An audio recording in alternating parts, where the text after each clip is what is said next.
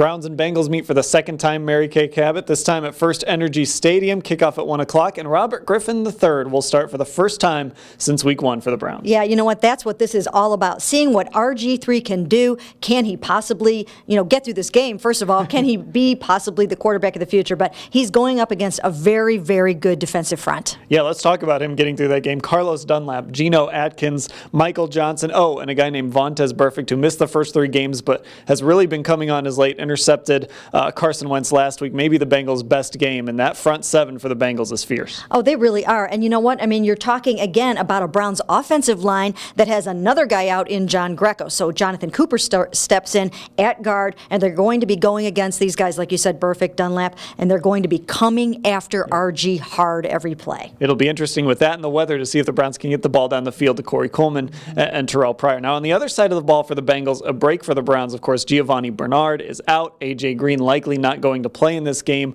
Those are 2 pretty big weapons for Cincinnati. They really are. I mean, when you think about the Bengals, you think first about those 2 guys and Andy Dalton. Yeah. They've still got Andy Dalton, who had a 130 rating last week, so he's on a little bit of a roll. And if he can get it rolling, and if Jeremy Hill can get it rolling, then it could still be a long afternoon for the Browns. And Andy Dalton is 5th in the NFL in passing yards going into this game. You mentioned Jeremy Hill, 104.2 yards per game in his career against the Browns, 168 in their first meeting this season. So he has been difficult for the Browns to stop. He really has. And, again, he likes to jump into that dog pound, and they're going to do everything they can to keep him from scoring and getting in there. Chris Kirksey, I think, will go a long way towards making that not happen. Jamie Collins will help there as well. Going back to those receivers real quick, I want to see how Joe Hayden does too, now that he doesn't have to face a guy like A.J. Green. Kickoff is 1 o'clock Sunday at FirstEnergy Stadium. The Browns and the Bengals for the second time this year.